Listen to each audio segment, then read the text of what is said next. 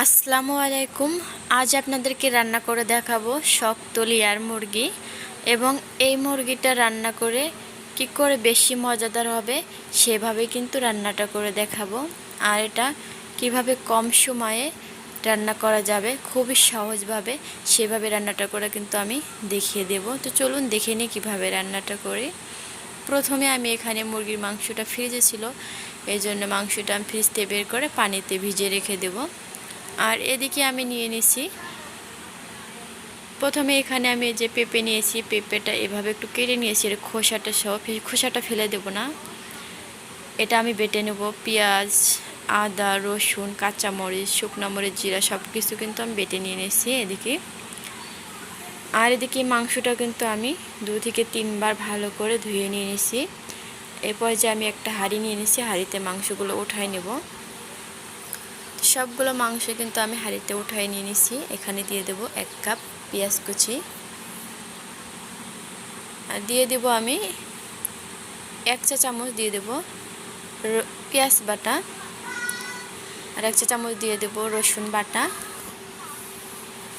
1 চা চামচ দিয়ে দেব আমি আদা বাটা, 1 চা চামচ দিয়ে দেব জিরে বাটা,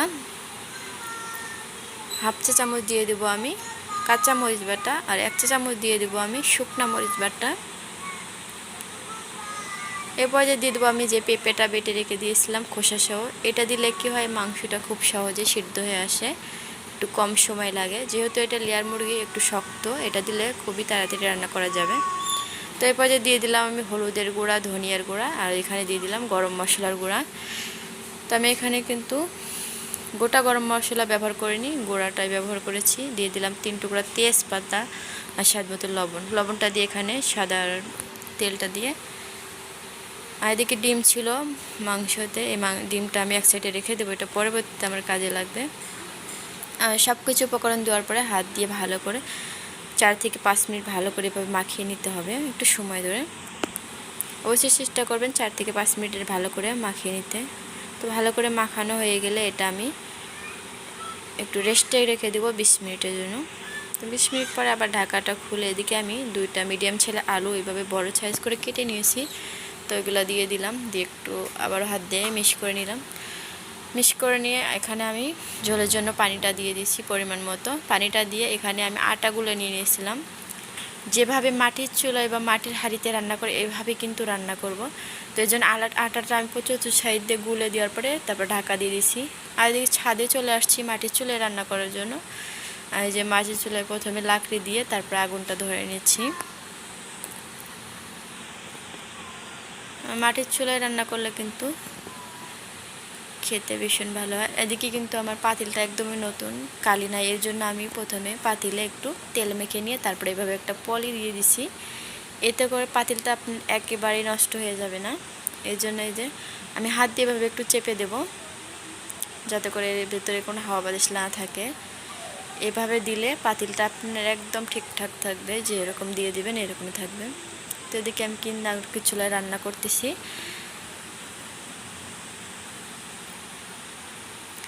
এটা এভাবে আমি এখন রান্না করে নেব 20 থেকে 25 মিনিট। আর এদিকে আমি লাকড়িটা একটু দিয়ে দিচ্ছি, আর এটা এদিকে রান্না হতে থাক। আর এদিকে আপনাদেরকে একটু ছাদটা একটু ঘুরিয়ে দেখাই, চতুর সাইডটা। ছাদের চতুর সাইডে কিন্তু অনেক সুন্দর এই যে গাছ লাগাইছে, অনেক কিছু গাছ লাগাইছে এখানে, আমের গাছ, পেয়ারের গাছ,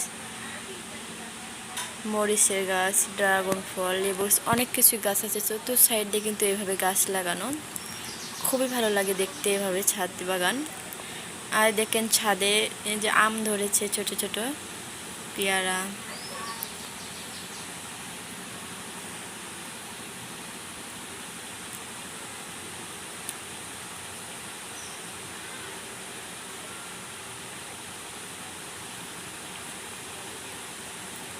তো এখানে আমি কিন্তু ছাদে বসে একটু ঘুরে ফিরে বেড়াচ্ছি আর এইভাবে রান্নাটা করতেছি। তো আমার কিন্তু এখানে 20 মিনিট এভাবে রান্না করে নিয়ে নিয়েছি। 20 মিনিট পরে ঢাকাটা খুলে একটু দেখে নেব। আমি চুলার উপরে এর ঢাকাটা এভাবে একটু খুলে নেব। তো এটা সাবধানে কিন্তু খুলে নিতে হবে, আবার হাঁড়িটা না পড়ে যায়। তো ঢাকনাটা খুলে নেওয়ার পরে এই যে তরকারিটার অবস্থা।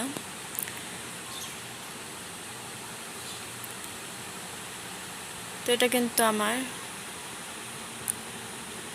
মোটামুটি অনেকটাই রান্না হয়ে আসছে। আলুটা কিন্তু সিদ্ধ হয়ে গেছে। এরপর যে আমি একটা কাঁচামরিচ, 2টা রসুন, আস্ত রসুন দিয়ে দিলাম আমি। আর এই যে পর্যায়ে ডিমটা দিয়ে দেবো। যে ডিমটা আমি আগে থেকে ধুয়ে রেখে দিয়েছিলাম এক পাশে। ডিমটা দেওয়ার পর আবারও ঢাকা দিয়ে 7 থেকে 8 মিনিট আমি রান্না করে নেব। 7 থেকে 8 মিনিট রান্না করে নেওয়ার পরে এটা আমি আবারও একটু নাড়াচাড়া করে নামিয়ে নেব চুলা থেকে। নামিয়ে নেওয়ার পরে এখানে আমি একটা কড়াই বসিয়ে দিয়ে অল্প কিছু রসুন থেতো আর পেঁয়াজ কুচি দিয়ে দিলাম, কয়েকটা আস্ত জিরা দিয়ে দিছি। তো এগুলো আমি একটু নাড়াচাড়া করে ভেজে নেব ব্রাউন কালার করে। আর এদিকে দেখেন পলিটা এভাবে সরালে কিন্তু পাতিলে একদম কালি নাই, দেখে নিশ্চয়ই বুঝতেই পারতেছেন। আর এদিকে আমার এটা ব্রাউন কালার হয়ে ভেজা হয়ে আসছে। এই পর্যায়ে আমি মাংসটা ঢেলে দেব। ঢেলে দিয়ে সাথে ঢাকা দিয়ে রান্না করে নেব। আর এদিকে দেখেন পাতিলটা একদম ঠিক আছে। তো যারা প্রথমে হঠাৎ এভাবে মাটির চুলায় রান্না করতে যাবেন তারা কিন্তু এভাবে এরপর রান্নাটা করে নিতে পারেন, তাহলে পাতিলে কালি লাগবে না। আর এদিকে দেখেন আমার তরকারির কালারটা অনেক সুন্দর আসছে। আর এটা আমার রান্না শেষ, এখানে আমি আর জাল দেব না। তো এই যে রান্নাটা আমার শেষ, এটা আমি একটু দেখিয়ে দিই মাংসটা কতটা সিদ্ধ হয়ে আসছে। তো এটা কিন্তু পারফেক্টভাবে সিদ্ধ হয়ে আসছে, দেখে নিশ্চয়ই বুঝতেই পারতেছেন। খুবই কম সময়ে কিন্তু রান্না করা যায়, খুবই সহজে, আর খেতেও ভীষণ মজাদার হয়। এভাবে রান্না করলে কিন্তু একদমই খুবই ভালো লাগবে। তো এটা আমি পরিবেশন করার জন্য ঢেলে নেব একটা পাত্রে। তো আজকের রেসিপি এই পর্যন্তই।